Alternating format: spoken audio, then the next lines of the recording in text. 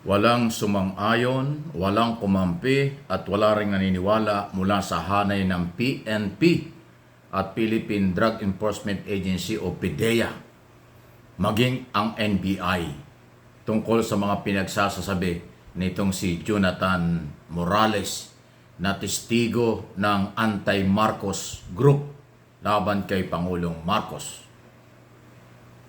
Kaugnay po dun sa di umano ay report ng nangyari nung mga nakaraang mga panahon na hindi pa presidente si Pangulong Marcos, noon ay BBM pa lang. So dahil nga ho sa yung kredibilidad ng testigo matapos ihayag ni General Lasso, director ng PDEA, doon sa public hearing, at ginamit ko na rin dyan sa ibang mga video natin na napakaraming mga record na kriminal itong testigong ito, at ito daw po ay dismiss nga sa pulis at PDEA.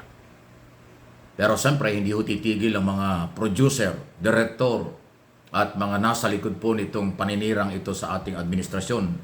May susunod at susunod pa sila diyang palalabasin.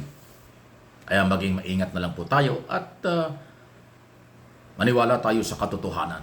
Magkaisa, tulungan ng gobyerno. Huwag natin payagan na ang may mga planong pang-aagaw ng kapangyarihan sa ating administrasyon ay magtagumpay dahil tayo po ang kawawa. Alam nyo, itong mga galawang ganito, laging mahirap, laging taong bayan ang kawawa. Nagagamit lang sila. Lahat ng political na galawan sa ating bansa, ang mahihirap ang ginagamit, ang nakikinabang lang dyan ay mga politiko at mga kaalyado nilang negosyante. Yan lang naman, paulit-ulit na yan mula noong 1986 na nagkaroon ng pag-aaklas. Lahit noong 2001, talagang ba 2001, ang si Erap mag-aklas, sino ba nagtagumpay? Di ba mga politiko lang ho at mga negosyanteng kaalyado nila? Yung mahihirap pa rin. So dalawa na po itong nangyari na pag-aaklas sa ating bayan. Ang nakinabang lang ay mga politiko at negosyante. Ang mahirap pa rin until now. O bakit naman tayo sasama pa dyan? Ay maduming politika yan. Irespeto natin ang batas. I-ignore ang mga paninira. Kung meron man ho silang, nakita nyo, hindi nyo napapansin. Wala silang dinadalang mga kaso sa korte, kahit ano. Di umano ay sa smuggling, di umano ay corruption, wala silang dinadala. Lahat sa social media. Ayan, social media, hindi naman ho korte yan. Wala po yan. Nangangalap lang yan ng mga marirecruit na maniniwala sa kanila. Pero wala rin hong malinaw na katarungan dyan. Kailangan ang social media gamitin sa paghahatid ng mga tamang impormasyon at pagmamalasakit sa bayan ng totoo. Huwag gamitin ang social media sa paninira sa kanilang sariling interest lang at political interest. Yun ang ginagawa nila. Kaya wala silang naipapile na anumang kaso sa kahit kaninong government official na di umano'y may maling ginagawa. Kasi nga, alam nila, chismis lang ang dala nila. Alam nila, walang dokumentong matibay. Kaya hindi nila madala. Kaya sa social media na lang. Kaya iingat po kayo. Maraming mapanlinlang.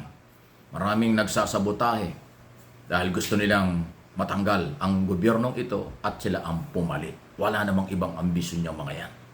Bakit naman tayo mapapapaniwala? Kaya after Morales, itong si Morales nasira na. Kakaunti na ang naniniwala dyan. Mga kasamahan na lang nila. After nyan, milalabas pa rin dyan sigurado. Naghahanap at maghahanap sila. Di ba kahapon ba yun, nadulas na si Harry Roque, yung kailang kasamahan? Atty. Harry Roque. Ano sabi ni Roque? Itigil na ninyo yan. Hindi naman talaga yan eh. O, ibig sabihin, nadulas na siya na hindi naman talaga yan ang plano, hindi naman talaga yan ang dapat. O yan, nadulas na siya. Sinabihan niyo yung kanyang mga kasamahan, itigil niyo yan, wala yan, hindi naman talaga yan. O, nakita niyo. Sabi ko sa inyo, lalabas at lalabas ang totoo, walang itatago. Sila mismo na mga anti-Marcos vlogger at supporters nagkakawindang-windang na. Nagkukontrahan na sila. May kanya-kanya silang palusot. Pag sumabit, sinisisi ng isa. Pag hindi nakasali yung isa, nagsisilipan. Kasi yung interest nila nangibabaw, hindi malasakit sa bayan. Yung sinasabi nila, ginagawa nila ito, nagmamalasakit sa bayan, hindi totoo yan. Ginagawa nila yan para bumalik sa kapangyarihan. Ginagawa nila yan para kanilang mapalitan ng gobyerno. Pero yung totoong pagmamahal, malasakit, wala sa kanila yan. Sa aking opinion, interpretation. Kasi ako naniniwala from day one until now at sa darating na araw, ang totoong pagmamalasakit ay sumunod sa batas. Ano ba ang batas? Ang eleksyon ay sa 2028 pa, presidential. Yun, doon kayo magpakagaling. Eleksyon yun eh, kanya-kanya tayo doon. Pero ngayon, dadalawang taon pa lang ang gobyernong ito, gusto niyong palitan, anong klaseng batas ang inyong sinusunod? Walang kaloko, di ba kalokohan lang? Rule of law, di ba? At respeto natin ang mga batas, tulungan natin ang gobyerno sa lahat ng mga programa dahil pag nagtagumpay ang gobyerno, tayo ang mananalo, tayo ang makikinabang yan. Yan ang totoong pagmamalasakit. Yung pagsunod sa batas, pagsunod sa mga programa, di ba? Na tama. Okay? Kung mayroon bang pagkakamali, constructive criticism, okay lang. Katulad ng ginagawa ng Piklawan-Dilawan. Kahit sila yung lehitimong opposition, pag kami nakitang tama ang ginagawa ng gobyerno, sinusuportahan nila. Pag may nakita lang medyo kulang, may pagkakamali, sasabihin nila kung anong kulang at anong tama. Yun talaga ang kailangan sa demokrasya. Pero kung puro negative, puro batikos, puro paninira, destabilization yan. Pagpapabagsak yan. Hindi yan pagmamahal sa bayan. Pang-aagaw ng kapangyarihan yan. Or pagsasamantala sa mga kahinaan ng iilang na mamamayang Pilipinong ginagamit nila at nagpapalin lang naman kayo. Maging matalino po. Kung gusto nating umunlad, tayo mga Pilipino ang magsumikap. Gusto nating umunlad, tayo mga Pilipino ay rumispeto sa mga batas. Huwag kayong paggamit at huwag niyong gamitin ang kahirapan, ang kahinaan ng tao para sa inyong interest lang. Ayun. Any comment, reaksyon sa mga bagay na ito? Nako, alaga pati si Bato de la Rosa, naiipit na.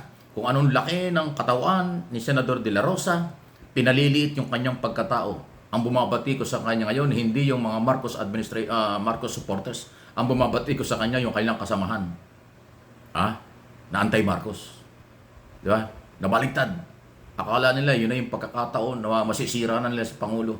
Akala nila yun yung pagkakataon para makarecruit na sila ng mga taong maniniwala sa kanilang maling mga plano, pero sumablay. Kasi nga po, wala sa hulog ang galawan. Kaya si Bato de la Rosa, iniipit ngayon ng DS, DDS, at ng anti-Marcos.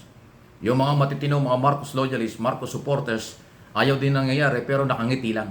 Dahil alam nila, hindi nakapunto sa unang hearing. Masyadong personal, isipin mo, wala hanggang resolution, bigla lang siya nag-imbestiga. Ginamit niya yung kanyang pagiging chairman para ipatawag yung testigo ng mga vlogger na anti-Marcos. O sablay tuloy. Pati sila nagsisihan na. Yan. Ang maling plano, maling mga ginagawa, lalabas at lalabas yan. Di ba may kasabihan tayo? Lahat ng katotohanan, di pwedeng pagtakpan. Lalabas at lalabas talaga ang totoo. Yun yun.